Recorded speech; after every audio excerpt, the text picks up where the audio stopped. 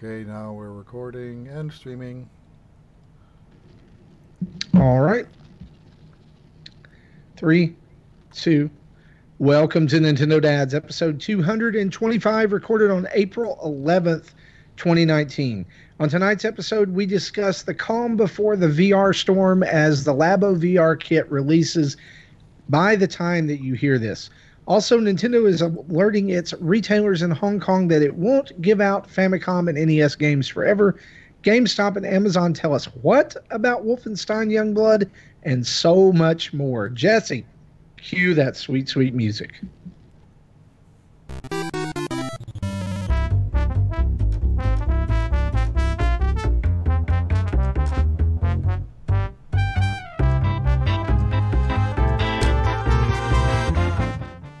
That's right, folks. You're listening to Nintendo Dads. I am Marty, live from the pollen field, southeast United States, where pollen tornadoes are not an uncommon thing right now. And joining me this week, Mr. Jesse Waldack from VGTribune.com. Jesse, how in the world are you? I am doing better than I would have several years ago before I kind of went through a treatment to reduce my allergies. If I didn't do that, then I would be probably crying just by doing nothing. Because in this treatment, did they lock you in some kind of hyperbaric chamber and pump you full of super soldier serum? Can you confirm it, yes or no? I can confirm that did not happen, but it did involve about almost a year's worth of shots every other day. Yeah, that sounds about like that, and sounds like something I never want to ever do. It sounds a little bit like a nightmare I had once. You get used to it really quick. It's forecasted to storm here this weekend. Jesse is forecasted where he is to have a wintry mix. Welcome to America. Obviously, we're talking about American weather because there are no Euroboys on tonight's show. It's just me and Jesse. But we're going to dive into all the news that's fit to talk about and so much more. We've got a lot of it this week.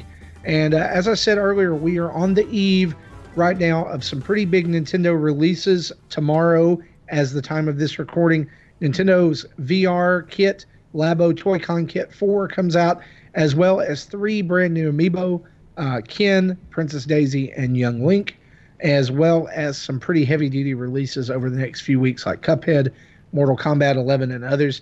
And we're going to talk about some of those tonight, as well as your comments and questions and everything you left over on Twitter and Patreon. So, Jesse, let's dive right into the news, shall we?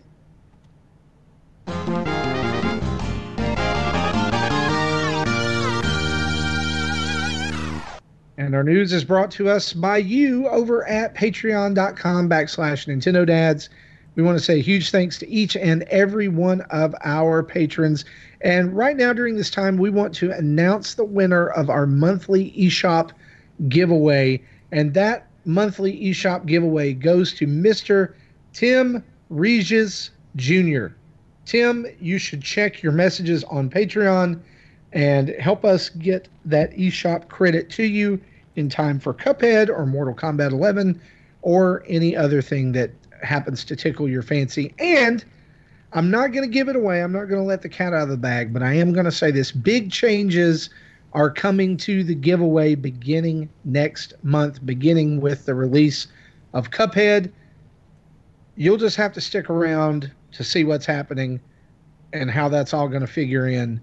There'll be a video on YouTube. We'll promote it. It's going to be awesome. I'm really excited about this. But again, thanks to each and every one of you over at patreon.com who donates each month to the cause. Thanks for helping us make great content and make the world a better place. Come hang out with us in our Discord. We don't bite much. We promise. Actually, Gary bites, but that, he's in another continent. So it just takes a while to get over here. Let's talk about some news. Shall we? Speed of light of a bite? Is that how that works? It takes 9 hours to fly from France to Atlanta. I know that. I've done that before. So, yeah. I don't know where I was going with that. Let's talk about a couple of big news items tonight. Again, the VR set is coming out tomorrow. And just a couple of little things about that ahead of time. The official Super Mario Odyssey Twitter account has revealed that the VR update will add theater mode to the game, allowing you to, quote, watch the original cutscenes with added depth, which I found to be a little bit interesting. I don't know if that means it's going to go for a faux 3D effect or something like that. Well, that's what do you kind think, of the Jesse? point of VR, isn't it? To do have give a 3D Right. effect, kind of like the 3DS. But It's interesting to me though that they're going to update the cutscenes in Mario Odyssey, but not in Breath of the Wild. They stated explicitly in that initial like teaser trailer, well, cutscenes will not be available in VR. I think that the quantity of cutscenes in Breath of the Wild is just not a larger overtaking than that of Odyssey. 'Cause I don't remember It a could lot of be. cutscenes in Odyssey. You've got the original movie, you've got the ending, you've got a few Yeah. throughout the With, kingdoms. with Breath of the Wild, you have every memory. Oh, that's true. Yeah. There's what 12 of those, 13, something like Then that. more if you do the DLC. Yeah, yeah, you Well, gotta, yeah. which I never finished that DLC. I did not Apparently, either. I got one third of the way through the Master Sword trials, and I've got to do it. I My got son has I a got friend who. Go ahead. I'm sorry. I got 2/3 of the way through the Master Trials. I couldn't finish the third, and then of that one, I think it's the one that leads to the bike, but where you start with that one hit weapon, and you have to go through a dungeon with that. I did get through with that, so I don't have to hold that weapon, that item anymore, which then opened up the additional shrines, and I couldn't get any of them. Yeah. So my son has a friend who is his age, so he's about 11 or 12, and every time he sees me, he's like, "You don't have the bike in Breath of the Wild yet? You don't have the." I'm like, "Kid, you don't have to do anything in this life other than breathe and eat. I have like stuff to do. I And can't. I don't defecate. have time to, I mean, like, just go back to your hole and play Breath of the Wild. I don't know. It just makes me mad because he has it and I don't. So that's launching tomorrow. By the way, let's run down that one more time. The VR Kit is launching as you listen to this podcast on Friday the 12th. $79 for the that's USD. 79 USD for the whole all-in kit. That's all 5 items, including the Toy-Con goggles, the blaster, the bird, the elephant. There's a couple others I know I'm missing. There's like the camera. Yeah, there's a bunch of them in there. Or you can just buy the base, the Toy-Con base pack, which is the goggles and the blaster, and then add in the others later at a suggested retail price of $20 for each of those, and $40 for the blaster and the Toy-Con goggle. So if you just want it for the Breath of the Wild and Mario update and the eventual Mario Kart update, because you know it's coming, it's going to happen, or something along those lines. There's going to be more games that are introduced into this year in for $40, and that will. I'm guessing this is just my, and you can tell me if I'm wrong here. Business Justin isn't here, so he can't. He can't. By the way, Justin is not on this week because he was so wrong about the Nintendo Direct that he just could not bear to bring his shame into public. But we'll talk about that at another time. I'm going to guess that the one out of all of these packages that's the hard one to find, or the one that sells more, is going to be the $40. What do you think? Probably because when I went to pre-order on Amazon, I was really only looking at the one and the $40 one, but I don't think they even had that one available. So I when I did my pre-order, I did the $80 one. Yeah, I'm not sure what stock will look like in stores. I don't either, but I we also know. Target blew away their old inventory to make room for the new. Yeah, I also know that my Labo kit is coming from Amazon, and if you remember, if you'll go back and listen to the episode around this time last year, Amazon delivered my Labo kits to the house at 10 o'clock p.m. on the day of release, and I already looked, and my delivery window for the Labo kit tomorrow says before 11 p.m. Oh, that's comforting.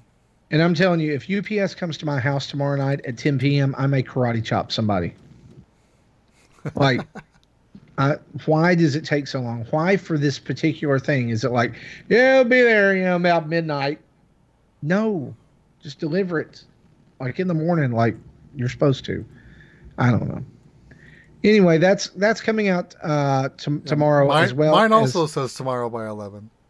Oh, see, it's something about the cardboard. They just can't deliver it in the mornings. It'll magically dissipate. At least mine's coming through the post office, so I'll probably get it around 3 or 4. When I oh, see, mine is not coming through the post office. Now you've got me curious, and I've got to go look. I think mine's coming UPS. I wish it would come via the post office because I know when my post office orders always get here, right? Yeah, they're pretty consistent. So also releasing tomorrow, I'll do this while I'm pulling this up. Also releasing tomorrow, 3 new amiibo in the Smash line. We've already mentioned Young Link, Princess Daisy, and Ken. Ken is the only one out of those who does not already have an amiibo that will work for that character. Daisy had a Mario series amiibo, and Young Link had a Zelda series amiibo. So there you go. Ken will probably be the one that's hard to find. I don't know. We live in a world where Princess Daisy has 2 amiibo and Waluigi has 1. It's an injustice. Again, I say this. I originally wasn't planning on getting any of them, but I'm like, well, I know my son likes. My son and I both like Zelda, and so we probably have 5 different Link amiibos. But I went ahead and ordered the Young Link, which I just did like literally, while we were doing pre-show. So I'm not going to get it tomorrow, obviously. I think it'll be here on Tuesday. I had all 3 of them pre-ordered from way back. So, I was shocked this week when I got a notification. It's like, oh yeah, those are coming in tomorrow, or just later on this week. So I do plan on getting Joker, and then depending on what the other 4 characters are, I may or may not get them. Well, and who knows when Joker's coming out, right? By the end of the month, by the end of April. People still ask who has the Solaire amiibo. I do, and I think it's still in the box. No, I skipped that one. Another big news item that kind of just broke right before we went on air tonight. Disney has announced plans for its Disney Plus streaming service that has been rumored to come out for a while. It will be launching in November of this year at a price of $7 per month, or $70 for an entire year. You may ask, what does this have to do with Nintendo Dads or Nintendo? Disney also says they're in ongoing talks with Nintendo about bringing the streaming service to Nintendo Switch, which means that we could live in a world very soon where Disney Plus is on the Nintendo Switch before Netflix. Wouldn't that be fun? Yeah. Though, well, I understand other people would like that. Other people are wanting that. I would prefer to watch this either on my big, through Apple TV on my big TV, or my iPad on a decent sized screen. Yeah. I don't watch Netflix on my phone.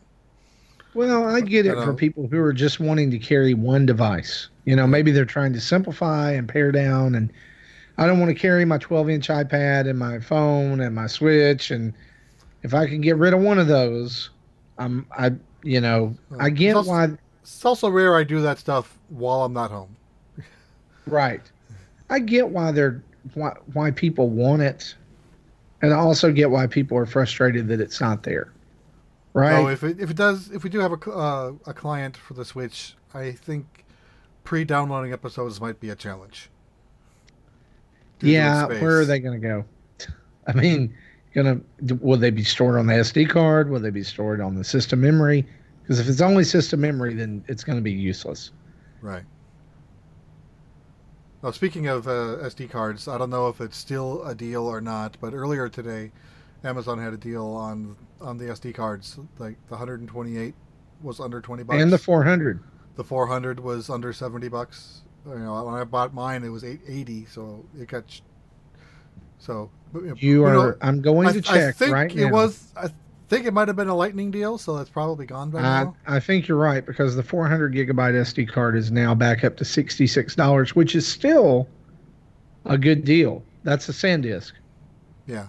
So if you're in the market for an SD card and want to know when the deals are, follow Waluigi64 on Twitter because he's on top of that stuff. Oh yeah, he is totally great about those deals and things like that. Definitely a great Twitter account to follow. I've heard multiple other podcasts plug him too.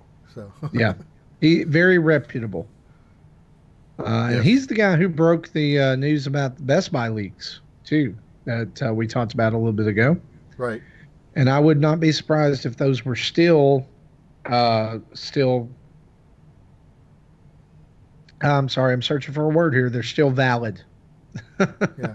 Well, I heard that they're no longer in the system where they were found, but they're still deep in the system as placeholders for whenever they're going to be, because the store's got to set them up in advance before they can be used.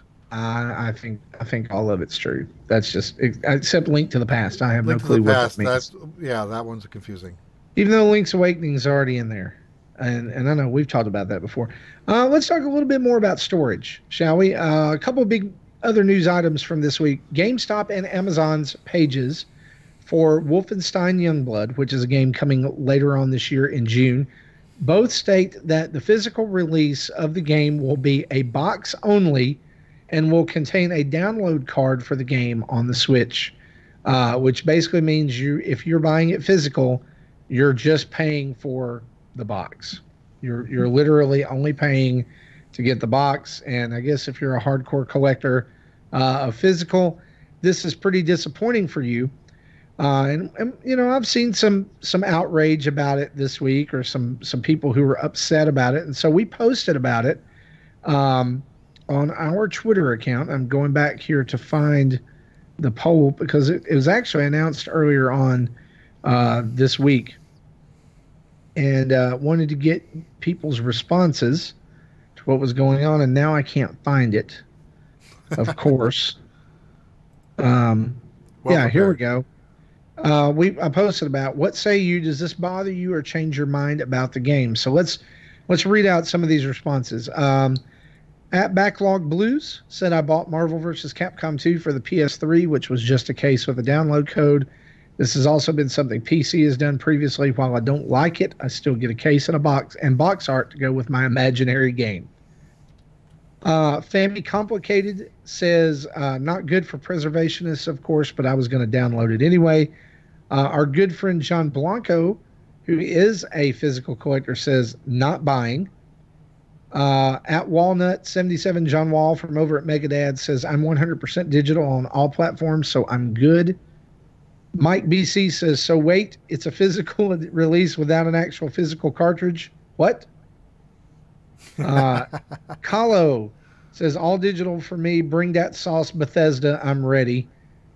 So we have a mix of I'm okay with it and a mix of screw that. Age of Boredom says less plastic in the world is a good thing. They should do away with the case as well. To which somebody replies, less ownership rights, consumer choice, and retailer incentive. Yay. In Sonic 79 says, I can see why Nintendo is doing this. I can remember how much an N64 cart cost when they needed something extra in it, and thus the cost went up. Probably don't want to repeat that and wanted to try a cheaper alternative. I did reply to him saying I'm sure that was not Nintendo's decision, but Bethesda's. Yeah. Operation Zero says, any interest I had is totally gone. Love my SNES says, I wish some of the publishers on Switch would attempt to sell the more expensive games and see what happens. For most physical owners, a few more bucks won't be a huge difference, especially because it won't be for every game. KJMO DC says, I don't think it should have retail space if it's not physical. It's confusing and basically just free advertisement. I am, however, more inclined to buy a game that's 100% digital as opposed to 75%. Speaking of that, we'll get to that later. Yeah. Because there's a game that's 25% physical that's coming out. Manolo Ruiz says, if that's true, I guess I won't be buying the game after all. I guess Bethesda doesn't care about losing customers in the long run as long as they could save some bucks on cartridges. Crimson Skid Mark. That one caught you Hang off on, guard. I'm sorry. I'm sorry. I was not prepared for that one. Oh, I don't want to know what caused the crimson Skin Mark. I'm sorry. I got to have a moment. Wow, this is amusing. I'm going to have to edit a little bit of this out. But we're Okay, I'm only... good. No physical, no buy. I probably miss out on a lot of great games with this outlook, but if it's the way gaming is headed, I'll likely be distancing myself from the industry. Outside must-have Nintendo games. Morphid Place says, regardless of my options on game preservation, collecting, and supporting retailers and the thousands of jobs they prop up, I would rather no physical than this hack job. At Whopper744 Gamer, Joshua Taylor says, seems a bit pointless to me going to not actually physically own the game anyway, so I don't need more boxes to clutter up my house. Amen. At Lazy Fair, given the files will be huge, it's not ideal. True Monado 1 says I would have bought it if it was physical with a cartridge. And Daniel Zilla rounds us out by saying, yeah, that makes it a headache for most retailers who aren't going to want to do deal with returns and tax an extra, minimum $10 on the cost to buy an SD card to put it on. Total BS, borderline scam. Some fairly opinionated folks, right? That's what we like to Fairly, see. yeah. Yeah, we want to hear your voice, and we will share it on the show. Kind of split 50-50. Lots of people saying it doesn't matter either way, but some very passionate people who are saying they are and not I'm liking going the to opposing opinions. I don't. It's not fun when everyone agrees. right. So I'm okay. I think I'm liking this back and forth. the heart of the issue, I think, is that physical collectors collect not just for the box and not just for the goodies that you might get, which some retailers or some developers have been really good about putting in goodies with the Switch version. You know, like Cave Story, Enter the Gungeon's got a set coming up. We'll talk about here in a minute. But there's been some nice incentives for physical owners to wait or to buy physical. But really, what they want is the cartridge, because the Wii Virtual Console or the Wii Shop closing down earlier this year pretty much shows the dangers of digital only, right? I mean, you've spent money and now you don't have a game anymore. And so for people And who even this before that, because like I think at first the first time it really affected me was when I tried replaying Dragon Quest IX with Wi-Fi Connect was down. That cut half the game out. Yeah, and you know that what's interesting about that is somebody sent us a tweet earlier on about the what was it? It wasn't a tweet. It was actually in our Discord about playing Wind Waker on the Wii U now that the Tingle Bottle feature is gone, Right. and you get that item, and it's kind of like, well, now what? Right? Yeah. Now it's an item you can't use. Julian says this. He says, having never played Wind Waker and getting sick of waiting for it to come to the Switch, I bought a used Wii U and decided to play it. I was greeted with this message when I got the Tingle Bottle. The message says, the Miiverse service has ended. Miiverse and any software features that make use of Miiverse will no longer be available. Thank you for your interest. And his question is, do you guys think they will ever port this amazing game to the Switch? And would they ever recreate this lost feature as part of the online service? I'm sad I don't get to experience the game as it was meant to be experienced. And there he is. I mean, as gaming becomes more connected, internet connected, and features become more internet connected, eventually those games will be incomplete, like Dragon Quest IX, like Wind Waker. I'm hoping if they do put the game out on the Switch, they kind of, because the Tingle Bottle was kind of a hack on, because that wasn't part of the original game. The original game had a Tingle Tuner, where you plug in a GBA, and then using the Tingle Tuner shows some information on the GBA, which helps you find hidden items. I'm hoping that they kind of incorporate that original functionality back into the game natively. Then you don't have to worry about. Yeah, they could just do it with the useless Nintendo Switch Online app. I wasn't thinking that it might work, but I was hoping for, even put a little window in the corner. That's all you need. That would even work.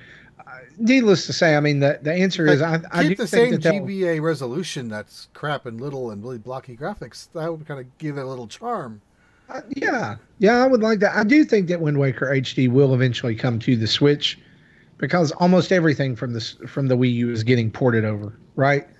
I think we may even see like a fun little dual package like Wind Waker HD and Twilight Princess HD, or maybe that's just a pipe dream, and I don't know.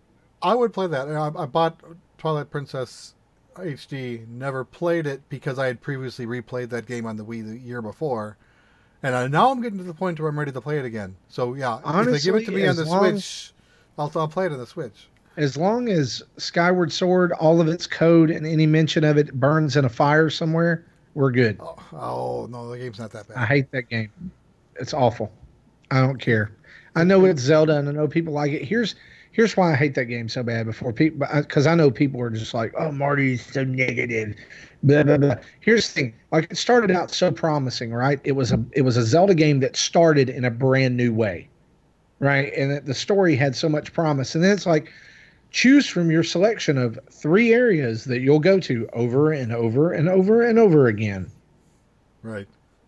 Yeah. And the reason there's only 3 areas is because we thought it would be fun to fly a burb. A burb? A burb. Fly this burb around with shoddy controls. Yeah, I'm sorry. I love the art style of it. I love the story. I think it's cool that it's kind of like the origin of Ganon or whatever. But I mean, come on. Yeah. If you've got a game that you can't make playable on any other system because of the motion controls, it just like a lot of stuff in that game lost me. Yeah, I thought that game had too much fluff. I called it a good 50-hour game, but it would have been a great 30-hour game. Been a good 15-hour game. I don't know. It was good at the time. It's just one of those things that. But anyway, so yeah, Wolfenstein Youngblood, you're going to buy a box and you're going to get a code, and so just might as well, if you want it, go ahead and buy it digital. Sorry. Also, on that note, Mortal Kombat 11 is coming to the Switch, which was a huge surprise to a lot of people when it was announced. By the way, Nintendo put out a commercial this week showcasing Mortal Kombat 11 being played handheld on the Switch. There is 4 times the amount of footage of people's facial expressions than there is of the game. That's very Nintendo. There's literally like 2 seconds of game footage. Long enough for them to show you that Katana is in the game. At that time, she had not been announced. But, like, when the Switch was coming out, Mario Odyssey and Breath of the Wild, they, some of the ARMS even, they had footage of the game. This is literally, I'm like, that's it? Well, do you remember, like, well, they put out other commercials recently, too, of which I think one we'll talk about later, with where the focus was on the kids and the players, not as much as the game. But you also think back to the early Wii marketing. That was all about the players. Oh, it's about the players and the controller. Yeah. So Mortal Kombat 11 is coming to the Switch, and it is going to clock in at 22.53 gigabytes of space. The base game will be in the physical release and will, on the card, take up 6.537 gigabytes, which leaves the rest to a day one download. That's a Don't we love those? It's going to be a long time before you're able to play Mortal Kombat. And if you don't have an SD card, this is going to be the only game on your Switch. Get an SD card. They're cheap. Yeah, if you have a Switch and you don't have an SD card at this point, come on. But this is another one of those, whose fault is it? Is it Nintendo? Is it Midway or whoever's NetherRealm, whoever's publishing this game? Warner Brothers, probably. I'll find out. Is it Nintendo's fault for low cart space? or making higher carts or making them use cards at all. I mean, I get why we're doing it with the Switch because Well, disc-based games if it wouldn't was at digital all. only, we'd have the same problem that we had with Wolfenstein.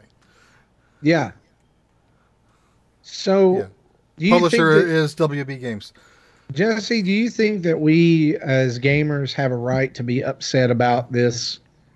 About a game coming with, I mean, what is that going to be? Um, 16 gigabytes worth of data that has to be downloaded the first day. And that's before any DLC. That's before any DLC. Which, by the way, they did the DLC pack. You can buy the deluxe pack of Mortal Kombat 11. You can purchase that on the eShop right now. It's $100. Oh, wow. It's $100 for the game and 11 DLC packs, one of which is triggered the very first day, which I would assume is Shao Kahn, which is what you get for pre-ordering. Right. Yeah. Do people have the right to be upset? I say yeah, because as you know, we have people like you who have limited internet. You know, people may have, you have the slow internet. Other people may have faster internet, but capped. So if they have 150 gig per month, this is using up more than 10% of that. Yeah. Yeah, and that's not counting like if you want to actually play the game online, right? If you want to fight Right. online. Well, the actual play data itself, I think, usually is pretty streamlined. Otherwise, you have latency. But yeah, so whose fault is it?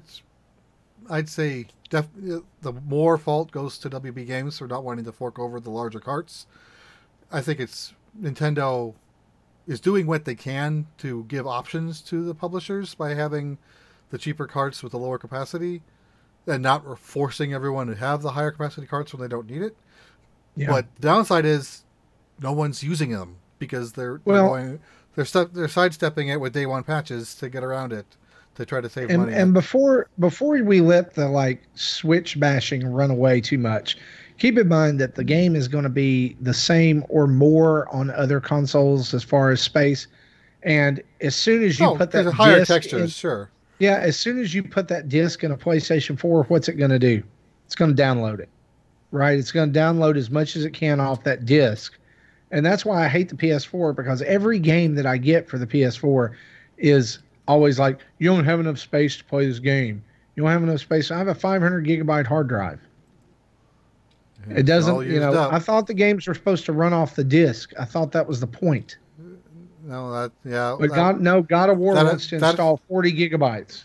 Yeah, well, yeah, Spider-Man wants to install 30 PS4 and gigabytes. Xbox One has always been installed since they launched in 2013. And let me just say this too. Like, I know that they say that helps the game run more smoothly, but when I play God of War, it sounds like my PlayStation 4 is going to blast off and go into orbit.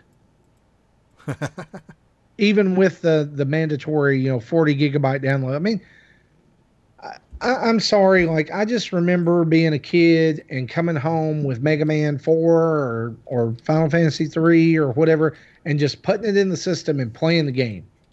Like, it's ready to go when you turn it on. And right. I get that. It's also less data to load.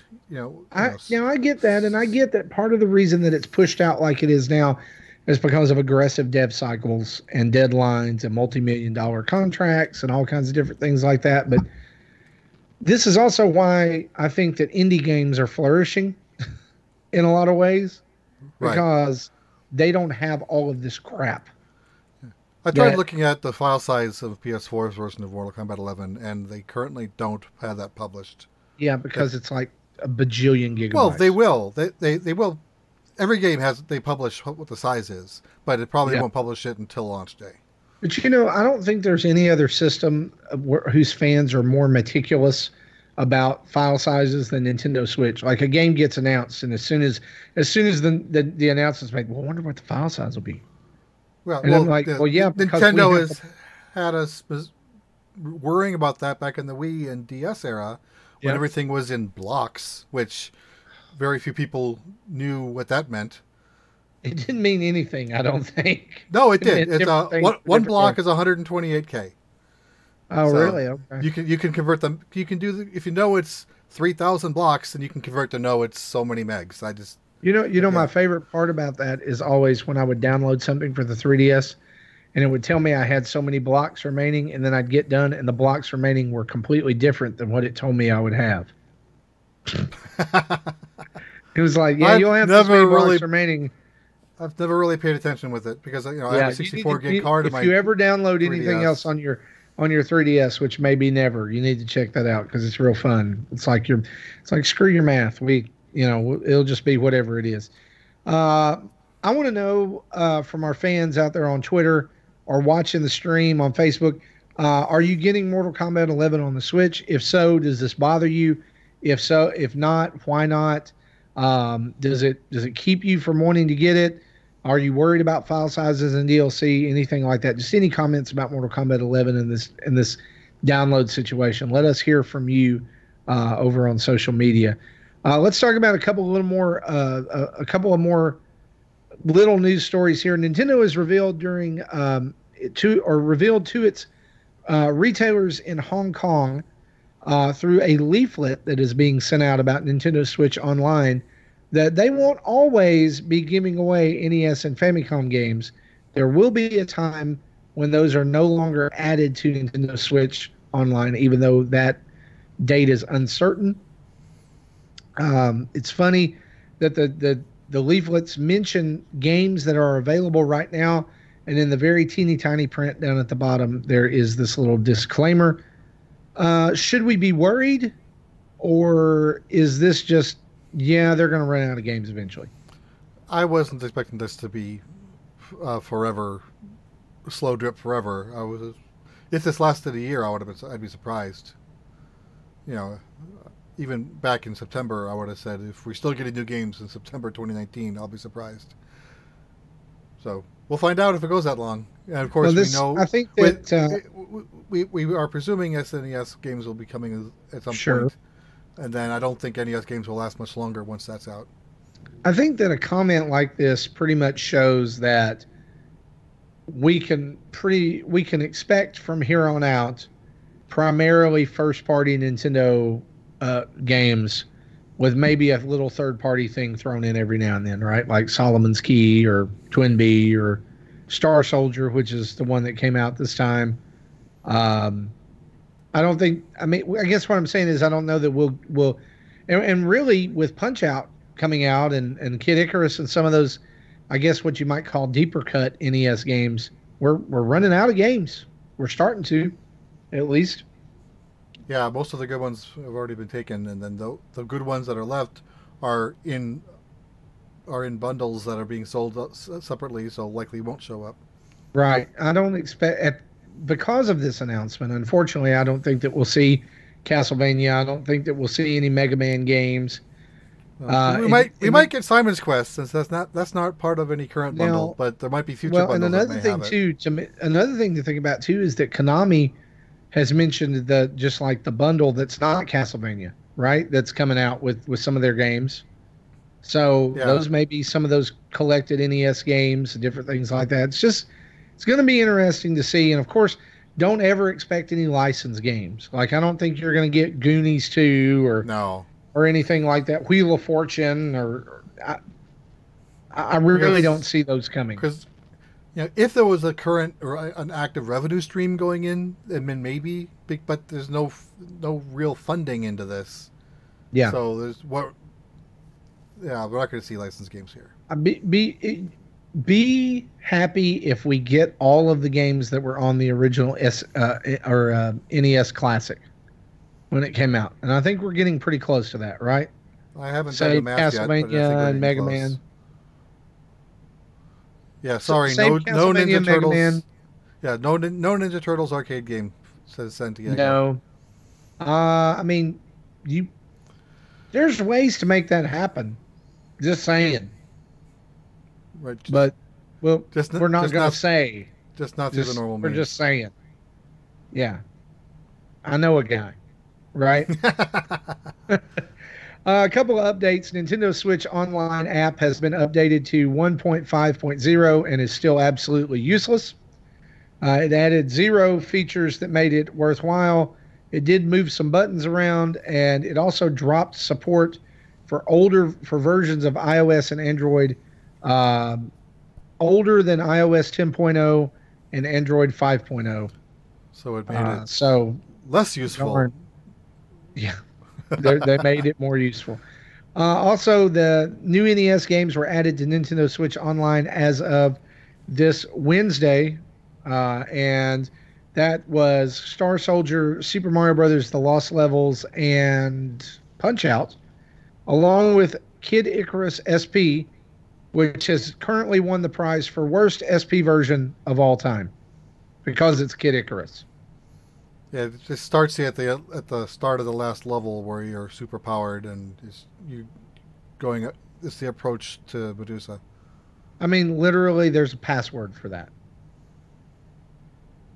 You can find True. that on the. Though when I played it, I played. I did my monthly video. When I played it, I played the Famicom version, where so no passwords on that one because it's disc based, but it has the better audio chipset. So that's why Gotcha. I played it on that. Gotcha.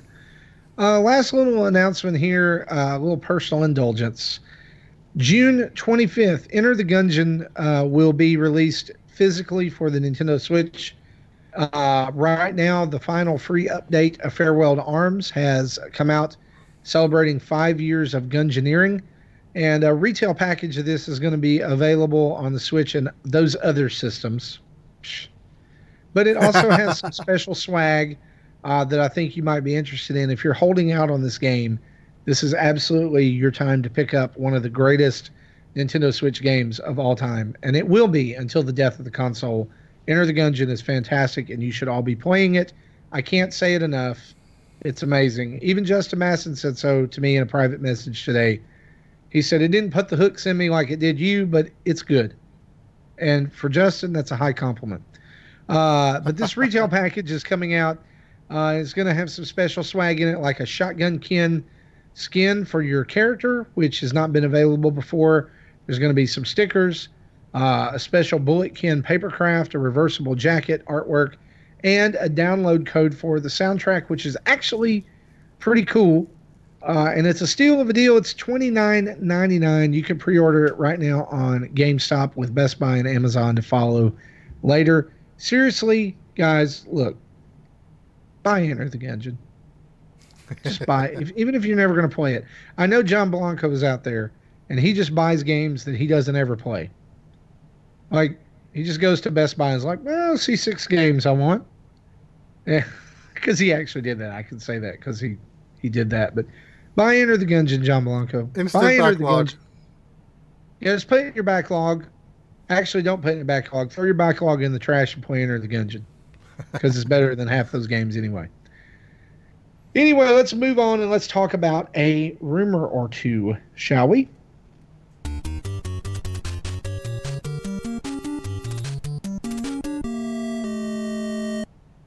So the big rumor that everybody's talking about is that Nintendo played themselves and leaked a upcoming feature for Super Smash Bros. Ultimate in a brand new commercial that Jesse has already mentioned, featuring the kids and them playing. There's also another commercial like this where some kids are at a sleepover and they're playing Mario Kart. But in the background of this commercial, as they're setting up Smash, they're showing like the blue tab in the menu, and it's got Mob Smash and single player and all that. And down at the bottom, in the bottom right hand corner, it very clearly says Stage Builder, and even has an icon. And this is not some wonky Photoshop job. If you're seeing images of this, this is being pulled directly from a commercial that Nintendo of America themselves released. Yeah, they are the leakers. That came out. I saw it in a YouTube video on their feed. I think it was Tuesday night, and then Game Explain had a video out like 20 minutes later. Yeah. So in doing that, I want you guys to all know that you need to thank Nintendo for the accidental direct that they gave you this week, announcing Stage Builder for Smash. So Justin was right? No.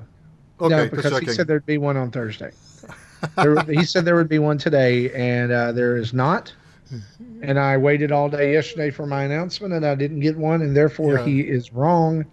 Yeah, in my show notes for this item, I had said if this is officially announced, we'll move it up to news. But until then, we'll put it in the rumors. Yeah.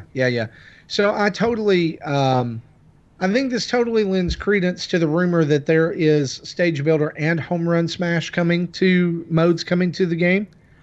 And those will probably be introduced in the 3.0 update along with Joker. And it would not surprise me if during that there was some kind of direct or video announcement before the end of this month, announcing these things, announcing the new modes, and also probably announcing the next DLC character. Yeah, 'cause they'll definitely have to do something before Joker's launched, at least to give us a date. I don't think they want to just soft drop that. I think they're going to roll this all into one and announce Persona 5 at the same time. I think that's likely. They're going to be like, if you don't know who Joker is, be sure to pick up Persona 5 launching on blank on your Nintendo Switch later this summer. Though, of course, we again still in the rumor category, but we know the announcement of P5S will be the 25th. Yeah, and it could be that depending on how this all times together, that could be all chained a bit together to be related. Yeah, and then it'll likely be, and then the update is available now. And to lend more credence to that, isn't April 25th a Thursday? Yes. Yep. That's the day you're seeing Endgame. Yeah, it is. But when do things get released by Nintendo usually on the eShop? Usually in the morning. What day? Thursdays. Thursday releases are usually in the morning. Tuesdays and Fridays. Tuesdays are more like noonish, and then Fridays, depending on who's publishing it. Yeah, noon. Fridays are usually new software releases, or big releases, Labo, Amiibo, different things like that. Not updates. And so I really feel like April 25th, because they've said by the end of April, by the end of this month. So that means that they've got about 2 weeks until that announcement. And if it's not the 25th, there's only 3 business days left for the month. Yeah, and I don't think they're gonna push it back that far.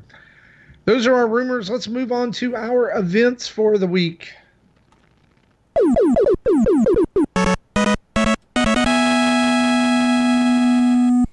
All right, 2 big events to talk about for this weekend. First up, Tetris 99 will be hosting the second Maximus Cup beginning today, as you hear this, from 6 a.m. Pacific time through April 14th, which is Sunday at basically midnight Pacific time.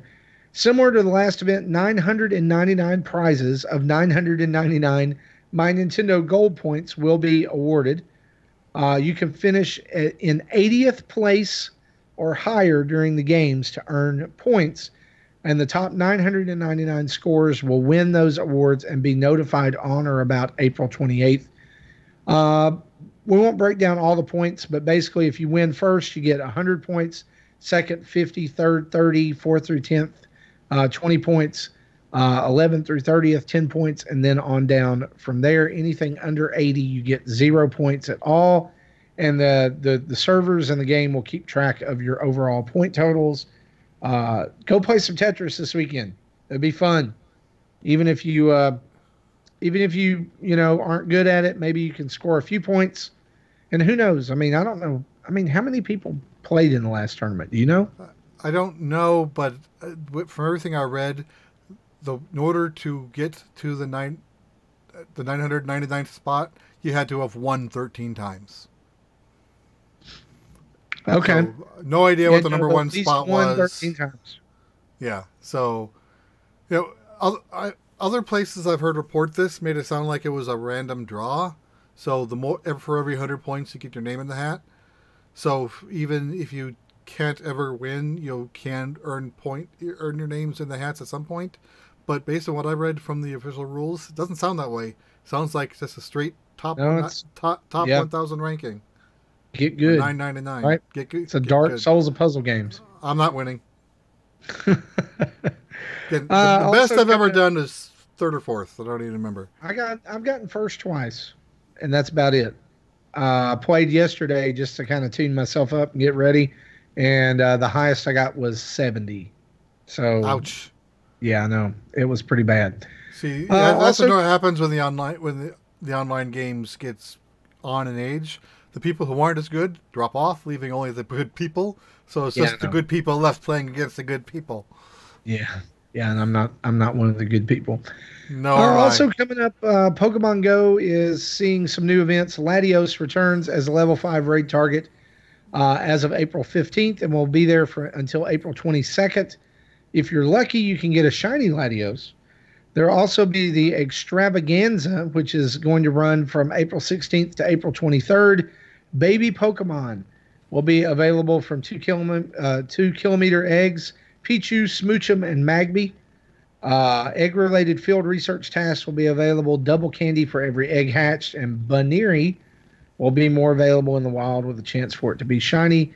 Lucky eggs and incubators will be twice as effective, and Lucky Friends are now live. Which means when a best friend performs any friend action like opening a gift, battle in the same gym, battle in the same raid, battle each other, or trade with each other, they have a chance to become a lucky friend. And if this happens, the next trade between the two friends will be guaranteed lucky with minimum level stats of 12, 12, 12, making the chance for, is that level or IV? IV. Okay. Minimum IV stats. So the chance for a perfect IV reduces to 1 in 64, which I guess is much greater chances. Right. I don't know because I don't play Pokemon Go. The stats go from 0 to 15. So just out in the wild, we're talking about 1 in 2,000. Normal raids, the minimum stats are 10s, so that brings it to 1 in 216. So with this increases the minimum, so it increases the permutations as well. Gotcha. Decreases the permutations. Let's move on and talk about what we have been playing.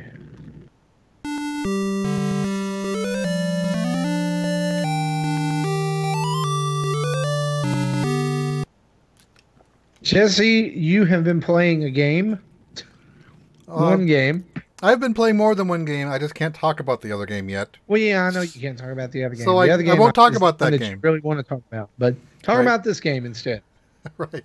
So I played Minefield, which is pretty much your Minesweeper from the old Windows 95 days, and that's literally all it is.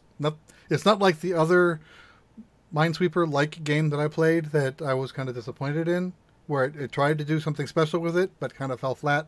This is just flat Minesweeper. No special rules, just Minesweeper. It gives you 3 options: a smaller grid with 10, a medium is I don't know the exact dimensions, but it's a middle-sized grid with 40, and the expert is a larger grid with 100.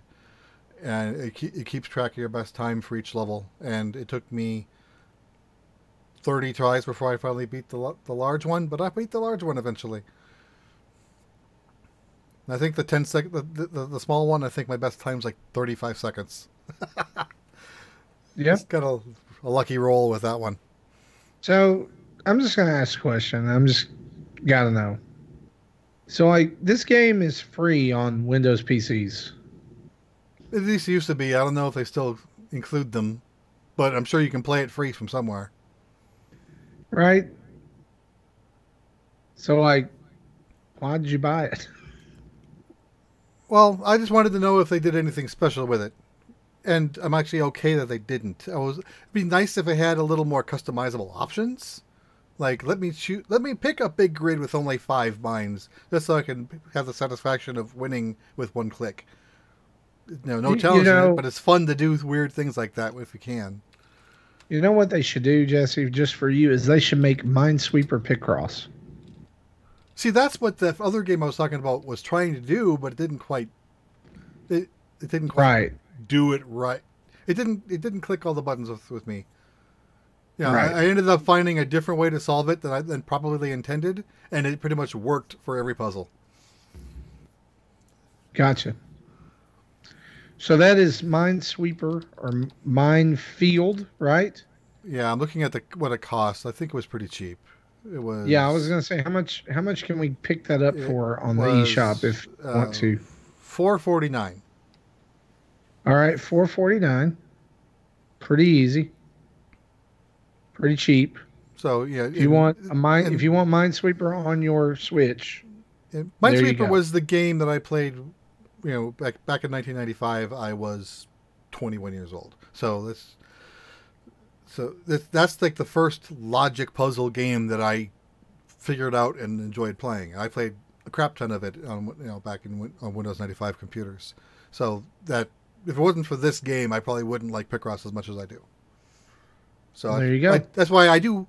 It's just Minesweeper, but it has some sentimental meaning to me. Yes, There is a method to Jesse's madness, is there what he's is. saying.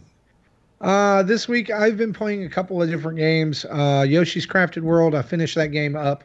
It was a delight. I know last week Justin and I kind of talked about it and said that, it was pretty good. It was pretty chill, but that there were a couple of things about it that maybe we didn't really like. And I would still stand by that as far as the music. Music is pretty disappointing in this game, having so few tracks. But my dislike of that was really overshadowed near the end of the game, as some of the levels just really shine. Like there are some really neat concepts buried in this game that I just really came to enjoy near the end. There is a level in a place called Shadowville where you are chased by axe murderer clowns in a Yoshi game. Wow, that gets Yep. dark quick. Yeah, it sure does. Like Especially you hit one of in a those. world where we had the It movie released last year. Yeah, like you hit one of those little information blocks, and it in very broken lettering it says, "If he sees you, run." And Wow. you spend the level getting chased by indestructible cardboard clowns with axes made out of like gum wrappers, so they're shiny. And can cut paper probably. Well, yeah, they can cut Yoshi. It's a tense level. It's a tense level, and the level after that is like a museum heist level, where you're having to creep in the shadows constantly.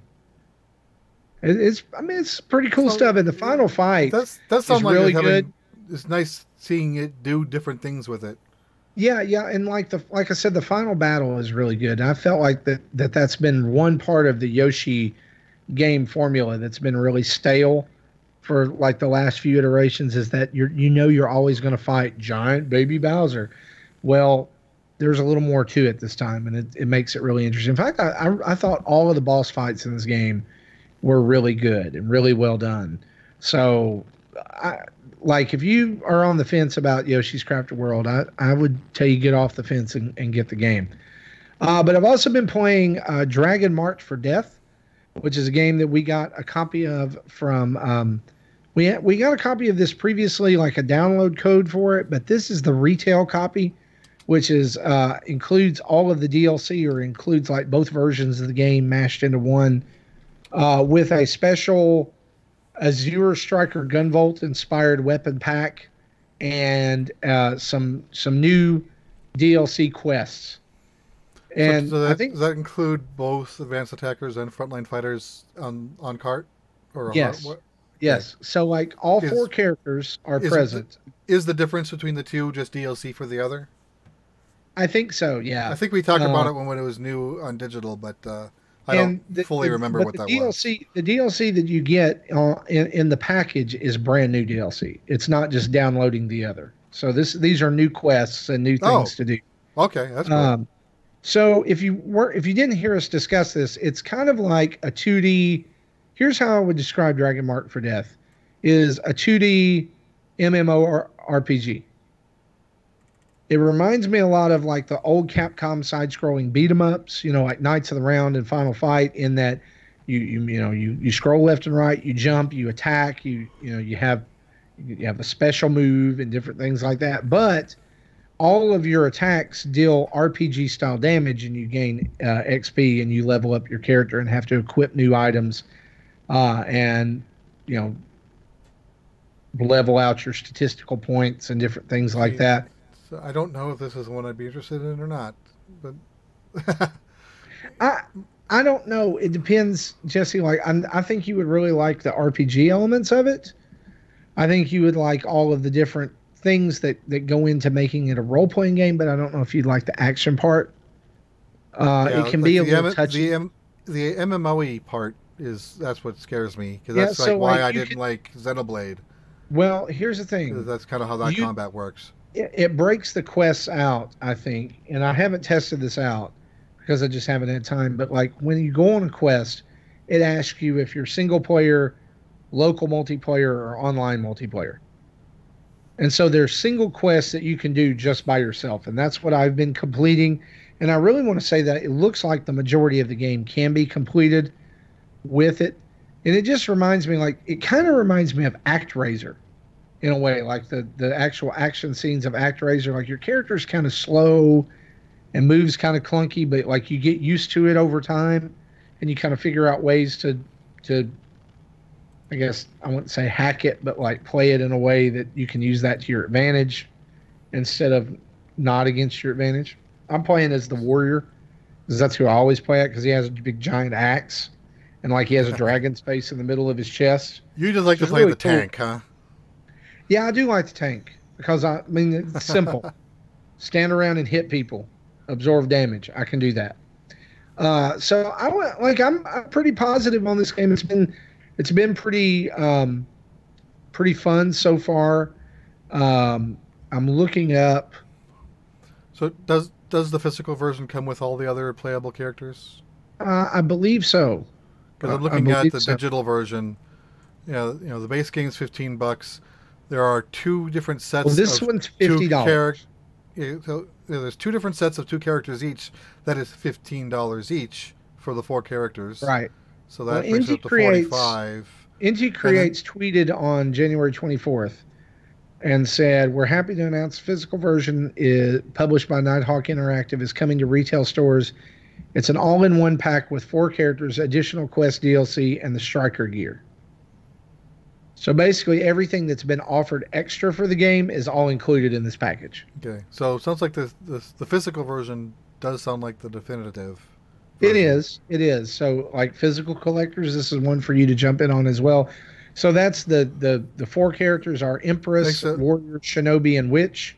Wonder And then if you they're get going to have a additional digital quests. version of that physical cartridge, which is makes it available digitally for those who want all the content in one bundle without having to buy all the DLC. And I mean, and that's the good thing about this. To mention from our discussion about Mortal Kombat and Wolfenstein earlier, this is on a cart.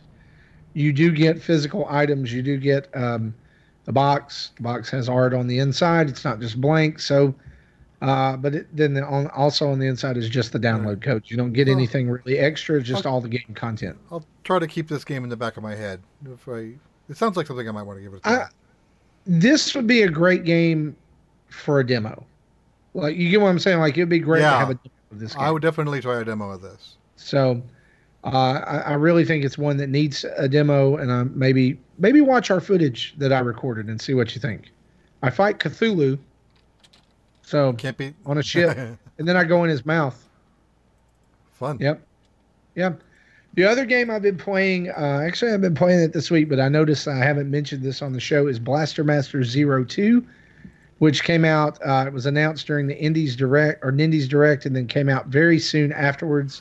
Actually, I think it was that week. It was I that really- same day, I think. Yeah, it was that same day. You're right. I really love Blaster Master Zero and the way they remade that game and tweaked it and made it a little more accessible for new players. Blaster Master Zero is a lot more of the same, except it expands on that universe and like it allows you to fly the Sophia tank around in space and go to different planets, and they all have different biomes and different things like that. Of course, you can still get out and go walking around and go explore caves and different things like that. And they've even kind of upped the interaction on that as well with some different things. And so I'm very pleased with it. Blaster Master Zero, again, great game. If you haven't already got it on the Switch, I'd start there. But Blaster Master 2 is out right now, and it's $9.99. So if you're looking for like a shoot 'em up, run and gun, kind of puzzler, Metroidvania-esque game for Switch, and to tide you over, Blaster Master Zero is the way to go, and think you should check that out. All these games are good. Even Minefield, go check them out. Let's hit our community spotlights just real quick.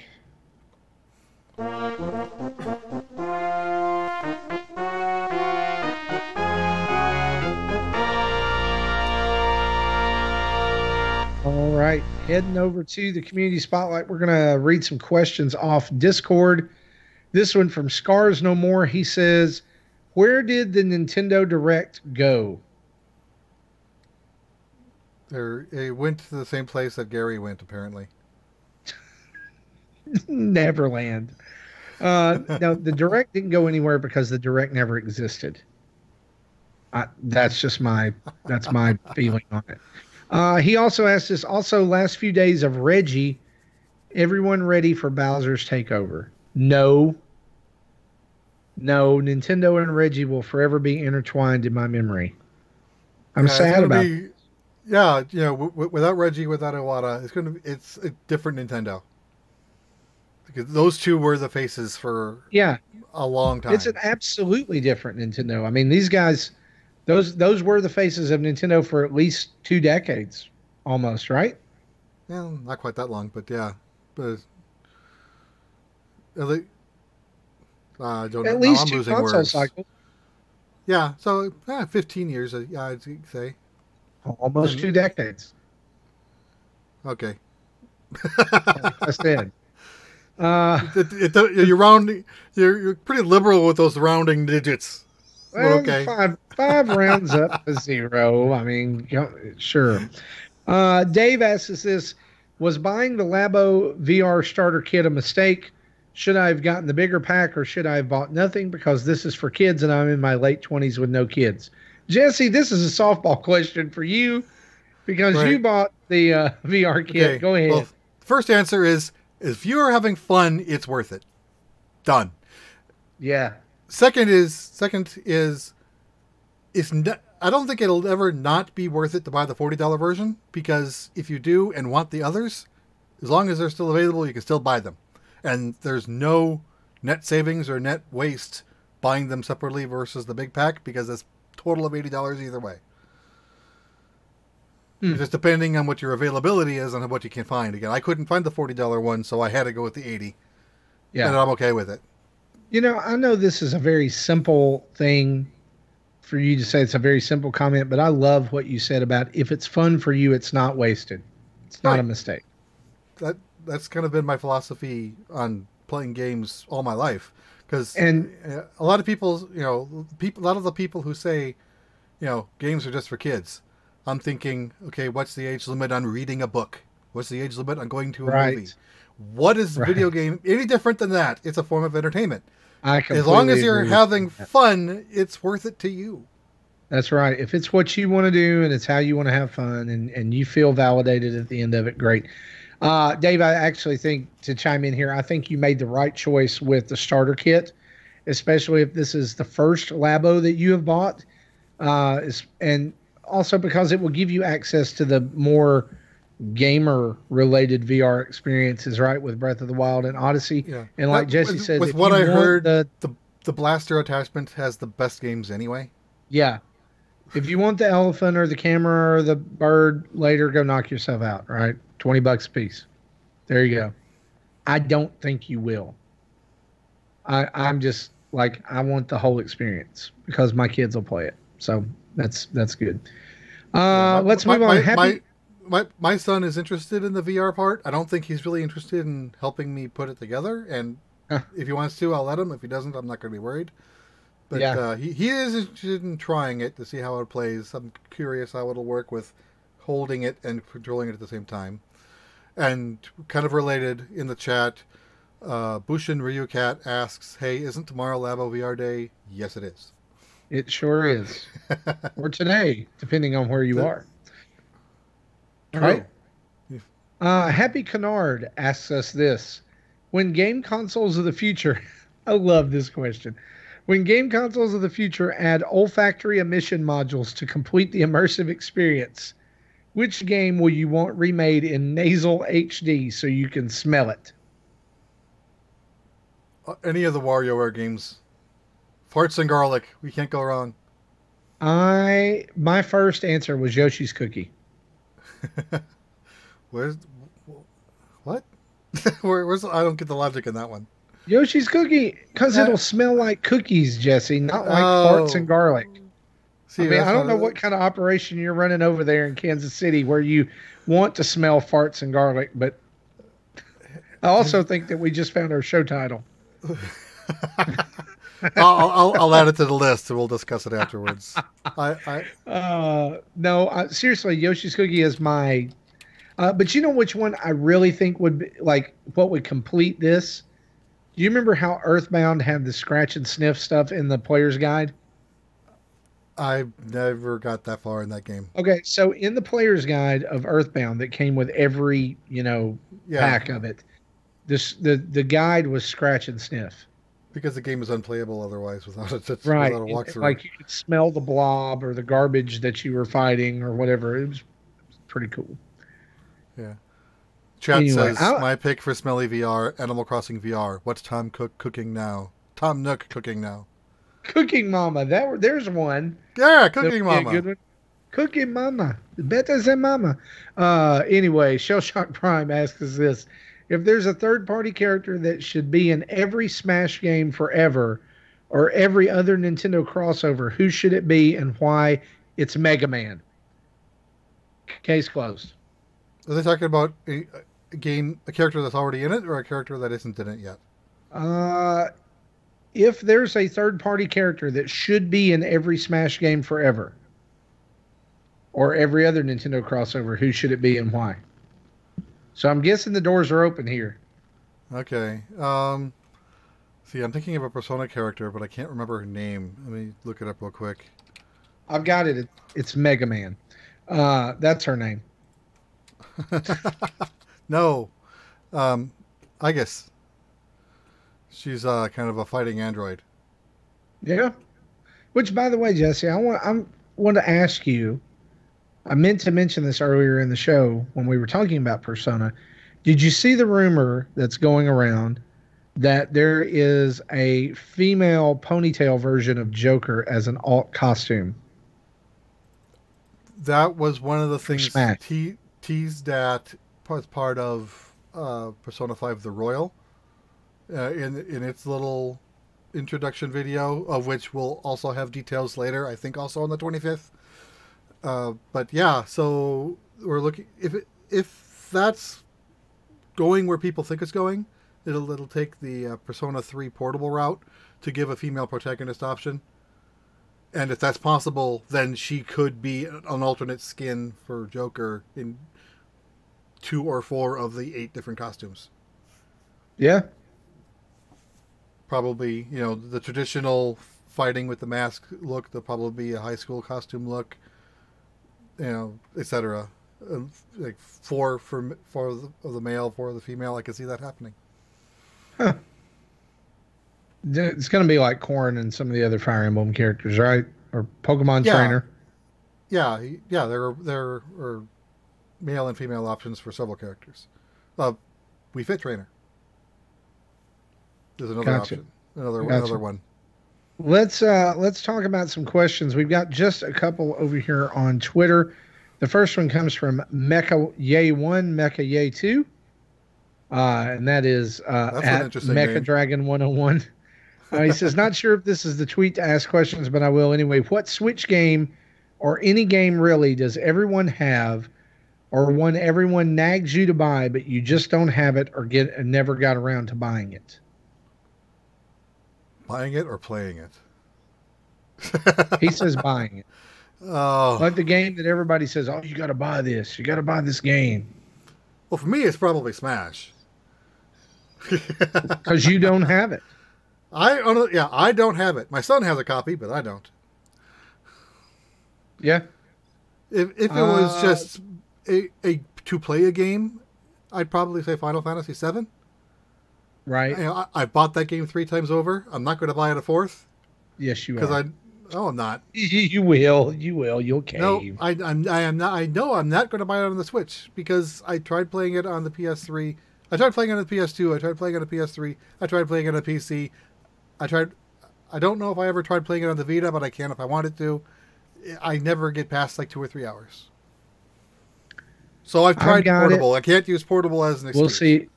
I've got it and Final Fantasy IX. We'll see if I ever open them up on my Switch. I'm still working on I Am Setsuna. Final Fantasy IX is another game I tried to play on my Vita. I bought maybe 5 or 6 hours in and stopped. Yeah. I mean, they're fun, but the question for those games is, do we have the time?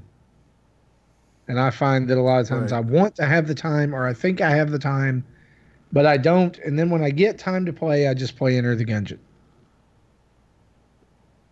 Yeah, I'm wanting to play P5 again. I'd like to do it with the New Game Plus, but if I play it on the Switch, that's not going to be an option right away. Right. Because there's definitely advantages of hitting New Game Plus, because there's a wheel of attributes that are like intelligence, it's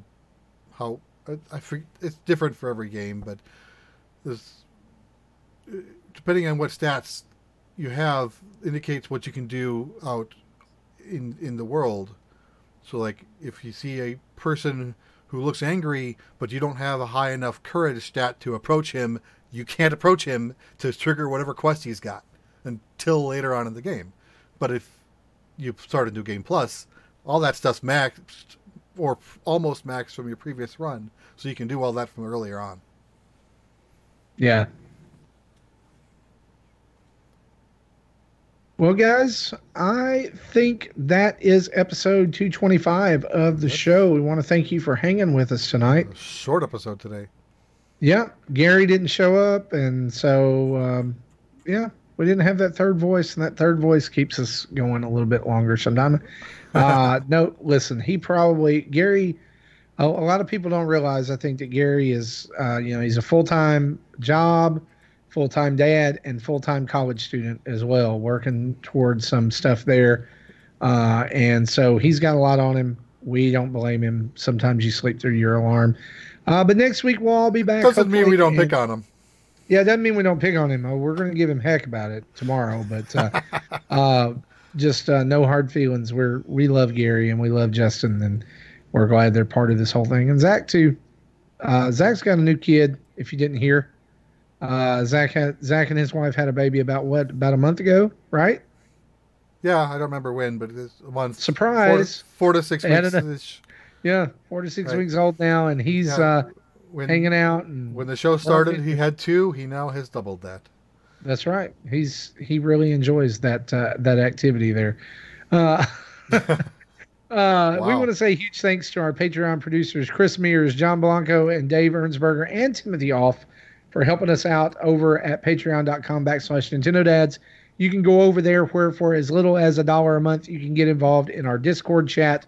$5 gets you access to the whole thing. $10 and $15 get you access to more and more tiers as well. And we're thankful to each and every one of our patrons for helping us out. And guess what, guys? We are now available on Spotify.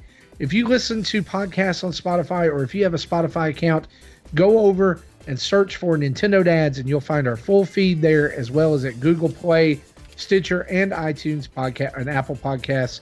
We would love for you to like and favorite us and whatever over on Spotify as well, to help more people see us.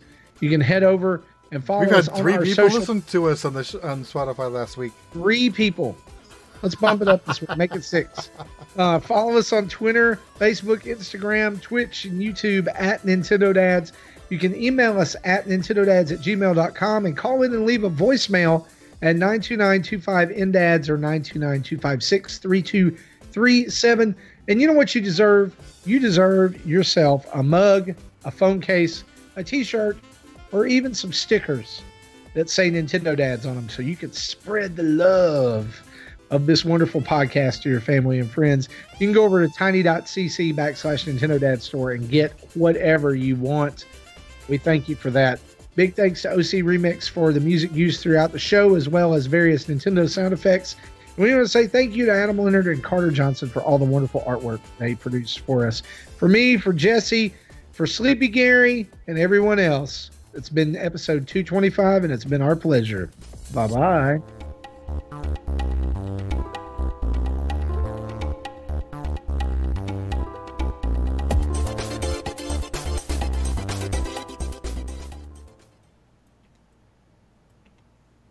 Thank you for listening to Nintendo Dads. Pew, pew, pew, pew, pew, pew.